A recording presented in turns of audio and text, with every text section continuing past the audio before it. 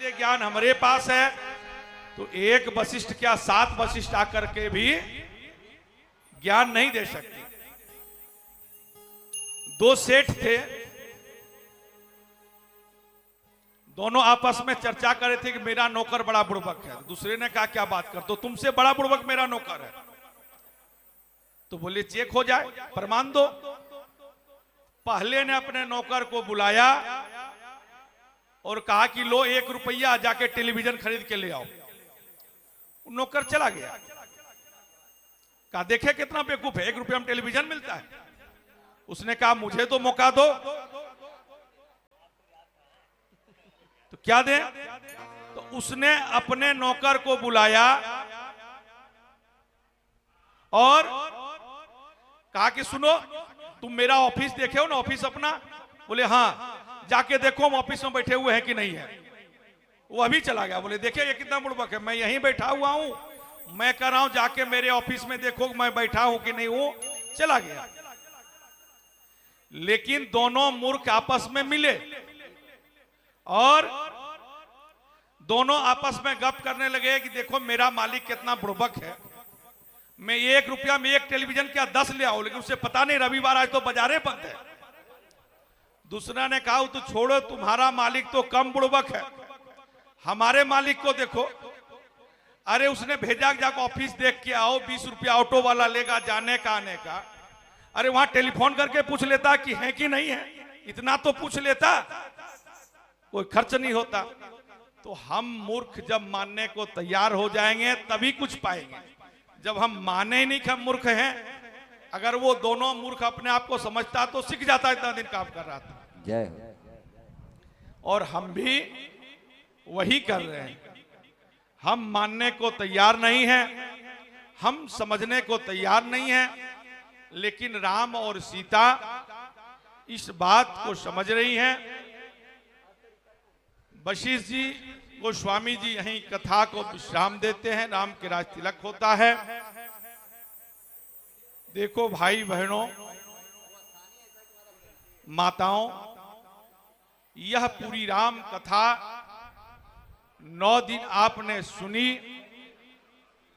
कुछ लेके जाओ या न लेके जाओ, एक नियम जरूर आज यहां संकल्प लेना कि भैया मैं रविवार को गुस्सा नहीं करूंगा, या मैं जब भी भोजन करूंगा तो 5 बार राम का नाम लेकर के करूंगा, या रात में जब सोऊंगा बिना भगवान का नाम लिए नहीं सोऊंगा। या आपको जो अच्छी हो एक नियम लेकर के जाना, जो अच्छा आपको लगे। ऐसा ना हो कि एक हरियाणा के लोग हरिद्वार स्नान करने गए, तो वहां के पंडों ने कहा कि भैया एक कोई बुरा कर्म छोड़ दो, संकल्प लो। कहे क्या करें? बोले झूठ बोलना छोड़ दो। उसने कहा बिना झूठ बोले कैसे काम चलेगा? तो बोला ऐसा करो बेईमानी करना छोड़ दो। कहा यार कलयुग है, बिना बेईमानी का धन थोड़ा होता है। बोले शराब पीना छोड़ दो। बोले हरियाणा के लोग अगर शराब ने पिए, गाड़ी में 2 बोतल नहीं मिले तो लोग बेवकूफ समझते हैं। कई बात पंडों ने बताया, सब पर उन्हें रोक दिया। फिर कहा तू अपने मन से एक संकल्प ले ले। उसने सोचा और हाथ में पैसे रखे और कहा कि संकल्प दिलाओ। मंत्र पढ़ने लगे। बोले क्या संकल्प लिया? बोले आज से हरिद्वार आना छोड़ दिया, संकल्प ले लिया। तो ऐसा ना हो कि हम करें संकल्प ले लो और तुम संकल्प लोग आज से राम कथा में जाना ही छोड़ दिया। जाऊंगा तब तो कोई संकल्प दिलाएगा।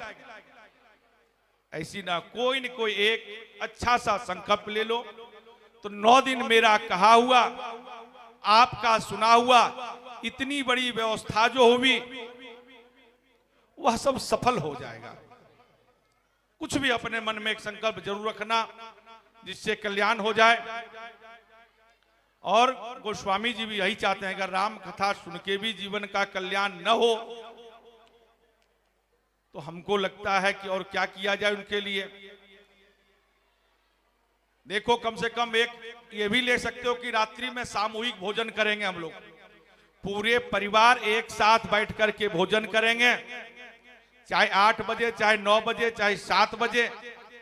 अगर ये संकल्प ले लोगे जो बेटा पति 10 बजे आता है वो भी 9 बजे आना चालू कर देगा, जो 12 बजे आता है वो भी आना चालू कर देगा कि हम जब तक जाएंगे नहीं घर में कोई भोजन करेगा नहीं। तो यह भी संकल्प ले सकते हो कि एक साथ भोजन करेंगे, दिन का तो नहीं, कम से कम रात्रि का। और उस समय जब थाली हमारे सामने आ जाएगी तो उस समय एक प्रार्थना करेंगे, क्या? हे ईश्वर सभी सुखी रहें, हे ईश्वर सभी सुखी रहें।